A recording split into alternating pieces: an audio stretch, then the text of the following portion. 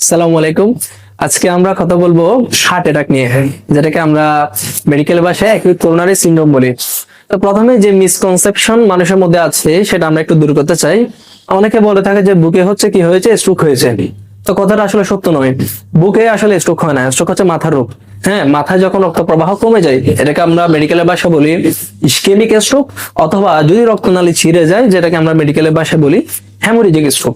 So stroke হচ্ছে একটা মাথার রোগ, আর বুকে যেটা হয় হার্ট অ্যাটাক হতে পারে। ওকে, তো এখন এখানে যে বিষয়টা আমরা বলতে চাচ্ছি, আমাদের নর্মালি যেটা হয় হার্টের মধ্যে, তো আমাদের চেস্টের মধ্যে মাঝখানে দেখা যায় বাংলা সিনেমায় কি হয়, আনোয়ার হোসেন আমেনার মা বলে বুকের বাম দিকে হাত দিয়ে হচ্ছে স্ট্রোক করে, মানে যেটাকে আমরা হার্ট অ্যাটাক বলি এটা করে। তো এটা আসলে সত্য নয়, কারণ আমাদের হার্ট যেটা এটা থাকে হচ্ছে সেন্ট্রালি। তাহলে বুকের মাঝখানে ব্যথা হবে, সেন্ট্রাল চেস্ট পেন হবে, বুকের মাঝখানে ব্যথা। তাহলে এখন এই ব্যথাটা কি বিভিন্ন ধরনের হতে পারে আমি যদি একটু বলি, যেমন আপনার বাসায় হচ্ছে আপনার ব্যথা হচ্ছে, আপনি একটু রেস্ট নিলেন, ভালো হয়ে গেলেন, এই ব্যথাটাকে বলা হয় এনজাইনা। এবং আপনি যেহেতু স্টেবল হওয়ার পরে, মানে আপনি রেস্ট নেওয়ার পরে ভালো হয়ে গেলেন, এটাকে বলা হয় স্টেবল এনজাইনা। যে ব্যথা আপনাকে হসপিটালে নিয়ে আসে সেটা আর স্টেবল এনজাইনা নাই, সেটা অবশ্যই অ্যাকিউট করোনারি সিনড্রোম হয়ে গেছে। অ্যাকিউট করোনারি সিনড্রোম এটার আন্ডারে দুইটা জিনিস আছে, একটা হচ্ছে আনস্টেবল এনজাইনা, আর একটা হচ্ছে মাইকার্ডিয়াল ইনফাকশন। এখন আপনি কিভাবে বুঝবেন তাহলে আপনি কখন হসপিটালে আসবেন এই ব্যথার জন্য?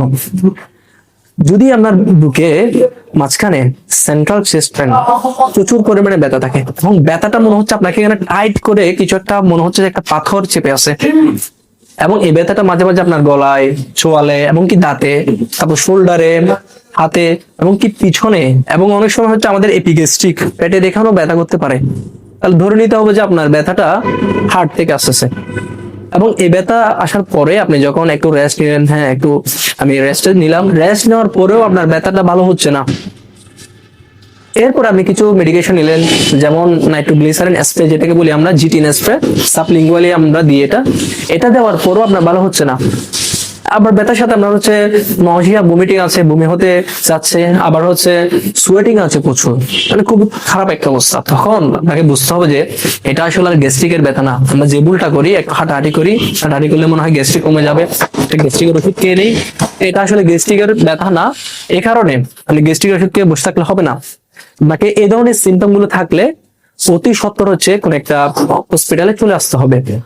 এরপরে আমরা যদি এখন মেডিকেলের বাসে একটু যাই, আমি হসপিটালে আসলেন, তাহলে আমরা বলেছি অ্যাকিউট করোনারি সিনড্রোম এর আন্ডারে দুইটা জিনিস আছে, একটা হচ্ছে আনস্টেবল এনজাইনা, একটা হচ্ছে মাইকার্ডিয়াল ইনফাকশন।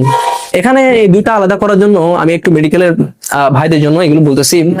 তাহলে একটা রুগী আমাদের হসপিটালে আসলো আনস্টেবল এনজাইনা অথবা মাইকার্ডিয়াল ইনফাকশন নিয়ে আসলো।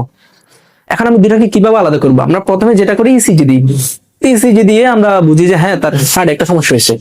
ইসিজির পরে আমরা আনস্টেবল এনজাইনা নাকি মাইকার্ডিয়াল ইনফাকশন, এটা আলাদা করার জন্য আমরা যে পরীক্ষাটা দিই সেটা হচ্ছে ট্রোপোনিন আই। আনস্টেবল এনজাইনাতে, মানে এনজাইনাতে হচ্ছে এখানে বেসিক্যালি ইসকেমিয়া হয়। ইসকেমিয়া হলে সেলগুলো কিন্তু ডেথ হয়।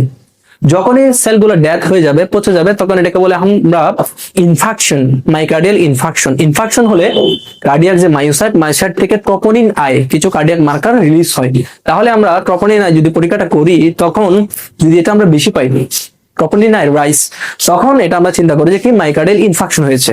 এই মাইকার্ডিয়াল ইনফাকশন আবার দুই ধরনের, একটা হচ্ছে এসটি এলিভেটেড মাইকার্ডিয়াল ইনফাকশন, আর একটা হচ্ছে non ST elevated myocardial infarction, যেটা আমরা ইসিজি দিয়ে খুব ভালো করে বুঝতে পারি।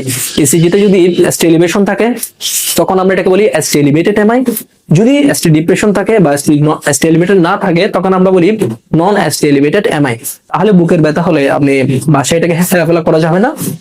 অতি সত্বর যদি এরকম সিমটম গুলো থাকে, সমস্যাগুলো থাকে, আপনার সেখানে হসপিটালে চলে আসতে হবে। এখন আর একটা প্রশ্ন আমি একটু রেখে যেতে চাই সবার কাছে, সেটা হচ্ছে তাহলে আমরা বললাম বুকে ব্যথাটা খুব তীব্র একটা ব্যথা। এখন এমন কি হতে পারে আপনার মাইকার্ডিয়াল ইনফাকশন, বুকে ব্যথা হচ্ছে কিন্তু আপনি জানেন না, মানে হচ্ছে সাইলেন্ট চেস্ট পেইন।